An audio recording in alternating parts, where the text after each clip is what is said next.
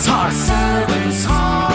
Welcome to the podcast. Inspiration, motivation takes. Listen to the podcast. We're all about to talk about life. Our guests will share their life story.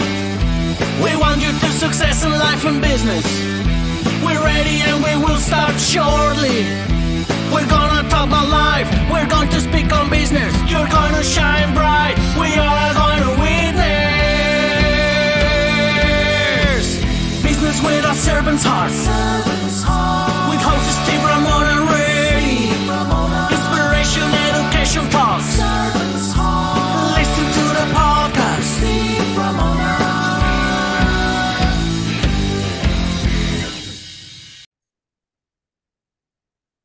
Welcome, everyone, to Doing Business with a Servant's Heart podcast.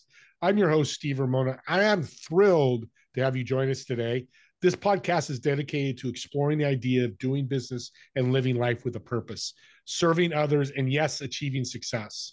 We believe that when we approach our work and our lives with a servant's heart, we truly can make a difference. So we created this show for you because we want everyone to be motivated, inspired, and educated to make an impact in your world. Whether you're an entrepreneur, community leader, a business owner that's made millions of dollars, or just want to add purpose to your daily life, this podcast is here to support you. And oh my God, this guest is going to rock your world. He's in two areas that I love the most. So you'll hear about that in a second. But while you're listening to him today, I want you to think about who you serve today and what impact you'll create today with that service. And I want to thank today's sponsor, Pantheon Alliance. Picture yourself joining an elite community of high-income and highly successful business owners and entrepreneurs from a variety of industries, all working together to create a powerful referral marketplace and to get educated. If you want more information, just reach out to me and I'll get you all connected with the Pantheon Alliance. So with that being said, impact and a servant's heart go together. When you do service, you're impacting either small, medium, or large. This gentleman's impacting in the sports world and life itself. And I'm so excited to welcome Craig to the show. Thank you very much, Steve. I'm ready to roll. Talk about your background, where this all started.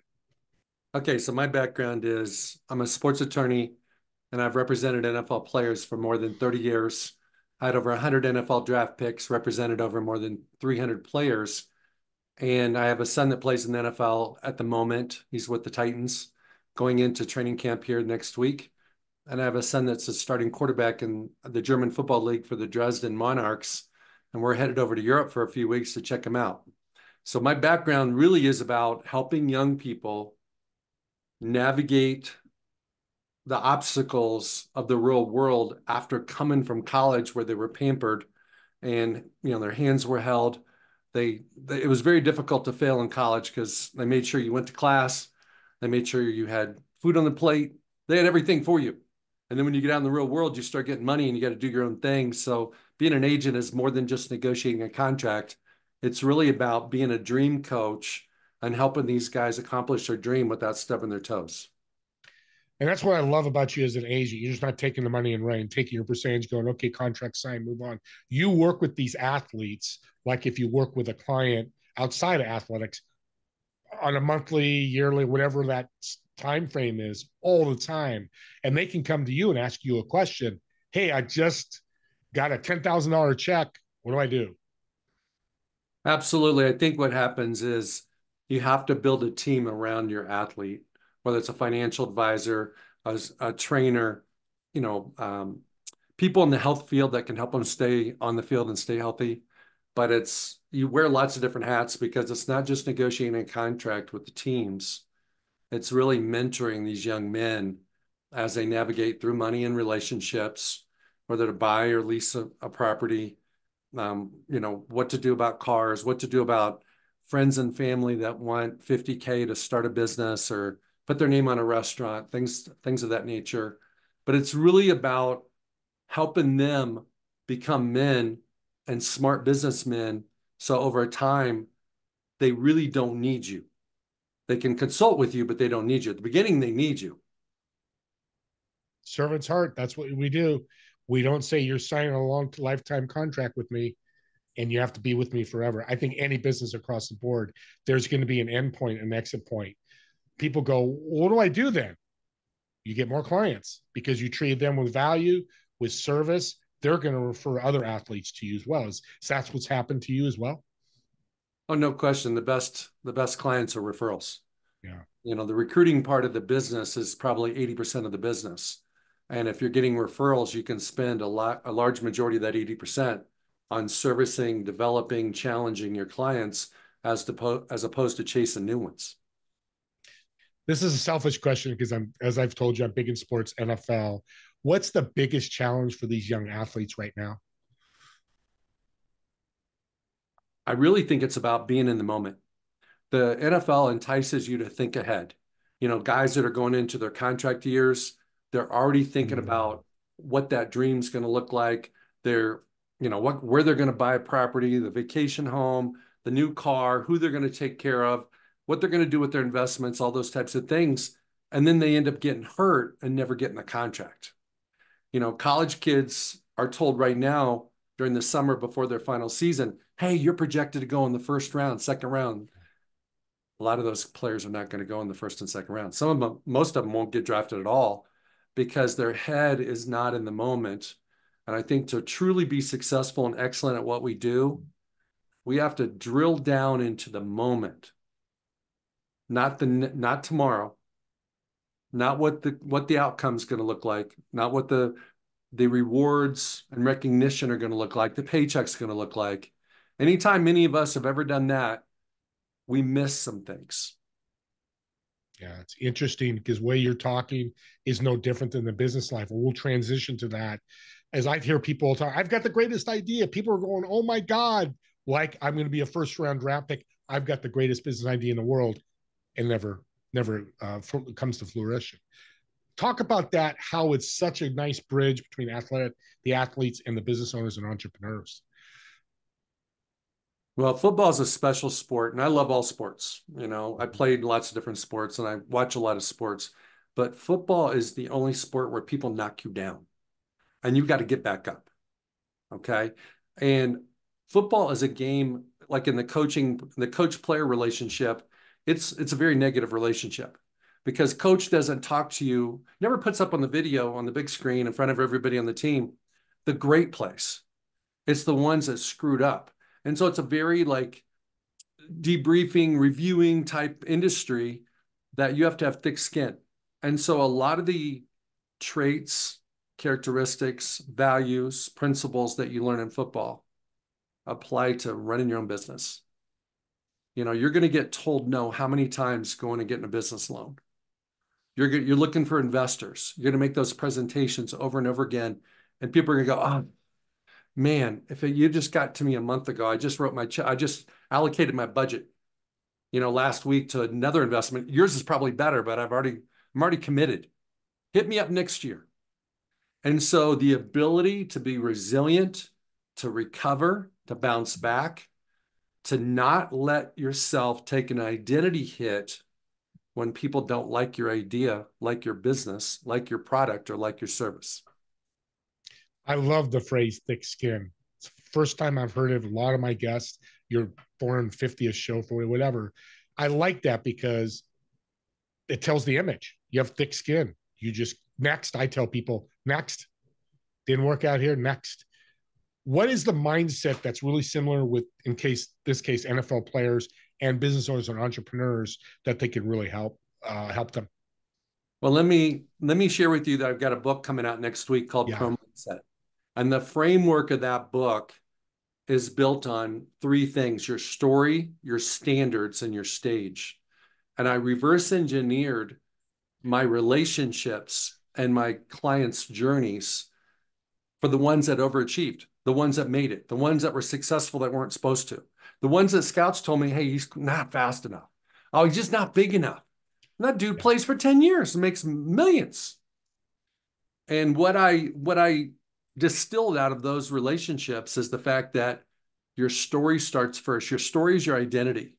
Most business owners are still carrying around their previous failures, their past disappointments, their past rejections.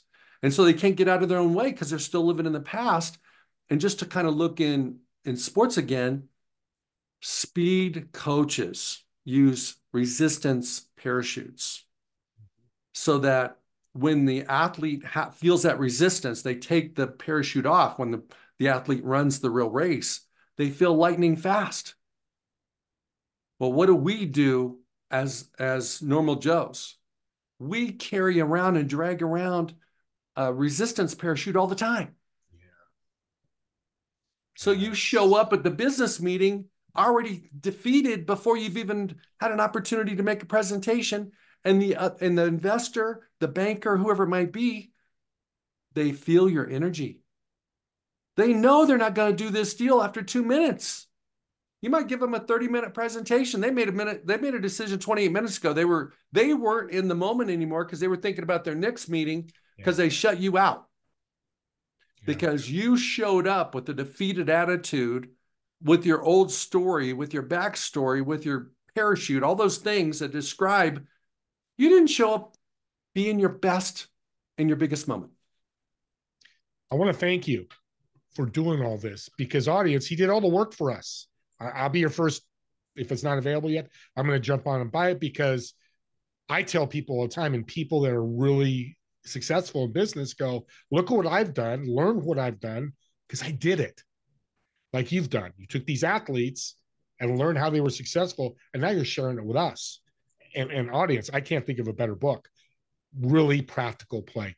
What was the mission of the book when you first started to bring it all together? I think it was driven by two things. One is survival. When you go out and sign clients, you invest a lot of money in those guys, and you want them all to maximize their success. So you're stealing and learning from previous clients and passing that wisdom down. And then I had two boys that played football, and I wanted them to understand that college football's hard. You may not even play college football. Football's hard, period. You're going to get ear-holed. You're going to get blindsided. And you've got to be able to understand that's coming. You have to keep your head on a swivel. And, I taught my boys how to be tackled, not just to tackle, but how to be tackled so they could live to play another play. And so both of my boys excelled in high school, and then both of them went to college. One played at Louisville, one played at Nebraska.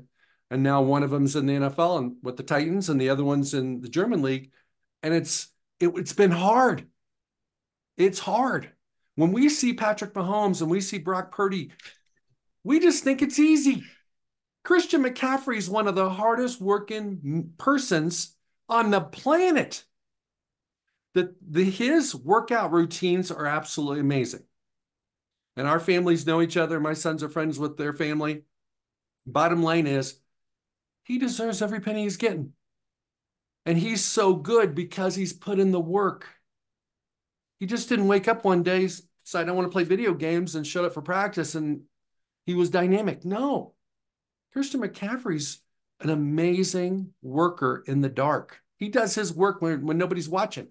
So when he gets on stage, it's showtime. So take it from business standpoint. What you're saying is, Steve, you own a business, work as hard as you can to be successful. It's just not going to be handed to you. Don't let other people do the work. Have a good team behind you. All those sports analogies fit with your business, right? No question. No question. And I want to go back to the framework of the book, Pro Mindset. It's about your story and rewriting a new story and letting go of your past. The second element is your standards. It's your strategies. It's your systems. And you can't use old standards, low standards, old strategies to get new results. And so I tell my clients, your standard has to be higher than your coaches. So coaches, what do? Training camp's coming up. They're going to have these meetings. They're going to tell everybody, hey, these are my expectations. These are my non-negotiables. This is what I'm going to accept, but this is not what I'm going to accept. If you do this over here, I'm calling the GM, telling him get your butt out of town. Standards. Your standard has to be higher than your coaches. If you're in corporate America, your standard needs to be higher than your boss and higher than your company. Because then when you fall short, what you're going to do, because you're human, you're good. Because you were shooting so much higher than your company was, your boss was, your coach was. Yeah, that's we'll talk about a value add to your life and business. Let's talk about desire. Let's go back to Christian McCaffrey. Desire, purpose, and why. They've got to be huge for him to put those extra hours in to be a top NFL player. How's that relate to business as well? I think the one thing that's unique in sports is that the dream's always been there. And Christian, having a father that played in the NFL for the Broncos and having a mother that was a soccer player at Stanford, he, from a little boy, always thought he was going to play in the NFL. But there's a lot of kids that thought that. That didn't happen, right? But what Christian did is his why was it was just who he is. There was no other option for that kid. I saw him play in high school. He was a man among boys. The bottom line is, as a business person, you have to tap into your purpose. So if you have a business idea, wonderful. You think people are going to buy it, people are going to want it, great. But what is your purpose in sharing this with the world? How are you going to make an impact on this world by sharing it with people? And once you pipe into your purpose, you can establish your standard. You can cast your vision. Now you've got willpower and discipline that you didn't have before. So what happens is I lost my willpower in my 50s. Okay, low 50s, I lost my willpower. I had to get it back. And a lot of businesses have a lot of piss and vinegar for 3 months. And I was like, well, hey, we're not getting the sales we thought. We're not getting the awareness. We're not getting whatever metrics they use. And I start thinking about another idea. So number one is you got to plug into your purpose before you can have a vision. And if you don't have a vision, you can't have discipline. And you got to have discipline and willpower to sustain an idea, to sustain a business, to sustain a career, to stick to a workout regimen, to stick to a nutrition plan. Doesn't matter what it is. So all three of those things, purpose, starts with purpose, vision, and discipline are all connected. What I'm hearing, and I'm just realizing, this can fall down to the janitor at Apple, the engineer at Oracle, the sales guy at Amazon. This works for everybody, not just the business owner and entrepreneur, right? Pro mindset works for everybody because everybody has a story. Everybody's living a standard. And the last element is everybody has a stage. So as an NFL player, you're playing in front of 65, 70,000 people. You're playing in front of millions of people on TV. The stage is very obvious. But if you're trying to get in the NFL, your stage may be a tryout. It might be a practice. It might be a weight room session. It may be a position meeting. But let's go a little deeper. Let's say you're a business person. You think your stage is when you're giving a sales presentation in a conference room with the C-suite people showing up. But your stage is an email, is a phone call, is when you rub elbows with somebody at the water fountain, or you're at a conference and you meet somebody at a booth. That is your stage. How do you show up when you're on stage, when you don't know when you're going to be on stage sometimes? If you're an actor, a politician, a musician, an athlete, you kind of know when you're going to be on stage. But all of us, we're on stage right now. Yeah. And it's interesting, Craig, you're bringing up you're incredible. I'm just going to say this, audience. Craig's incredible because he's really breaking out. Because I'm looking as a janitor, his stage is that bathroom he just cleaned. The CEO walks in, it wasn't clean right. He didn't do 100% his stage. It's so big and so easy. So talk about that mindset. It sounds so simple, but it's not easy. How do we get past that? It is simple, and it can be easy if you play the inside game. So most people are playing the outside game. The outside game is what am I supposed to do? Look at Instagram. Look at social media. What am I supposed to look like? What am I supposed to talk like? How am I supposed to dress? Where am I supposed to go? How am I supposed to talk? It's an outside game. No, it's an inside game. And the inside game is, are you working on yourself? Do you really believe in who you are and what you're capable of? Have you really forgiven the people that have rejected you and harmed you? Because if you don't, you're carrying them with you. Have you forgiven yourself when you've done dumb things, made bad decisions, self-sabotaged? If you have, great. If you haven't, you're bringing that with you. And then you have to have those high standards. And part of those standards is your preparation, your practice, your pit crew, and producing a movie. And your preparation is, everybody knows what preparation is. Practice is, maybe you might want to do it before you actually do it. Your pit crew is your support team. For athletes, it's their chiropractor, it's a massage therapist, it's their speed coach, it's a quarterback coach, it's all these people. But in business, it might be your speaking coach, it might be somebody that helps you with your calendar, your organization, somebody that helps you with your energy, could be somebody that helps you with your meditate, your morning routine. And then, regardless of what you do, if you can't see yourself doing it before you do it, good luck. That's the mirror is a key. My son scored a touchdown as a rookie for the Colts on a special teams touchdown. And the Wednesday before, he saw himself scoring a touchdown against the Vikings. And there are a zillion stories. The Olympics is coming up. People seeing themselves, they can feel the gold medal being put around their neck. They hear the national anthem before they're ever on the podium. So as a business person, you have to see yourself being successful with people investing in you, with companies or distributors wanting your product on the shelves, whatever it is. If you can't see it, nobody else is going to be able to see it. And then when you have those stage moments, guess what? You can really show up when you've got your story right, you've got your standards right, and what I call you create a performance bubble that you step into on game day, on stage, where you can be your best in your biggest moment. Because in that performance bubble, you got anchors and boundaries. The anchors are what you'll die on a hill for. The boundaries are the things that don't serve your best interest. So your doubts, your fear of failure, what happened last time, what your dad told you, what your colleague told you, what the last banker told you. None of that stuff gets to come in.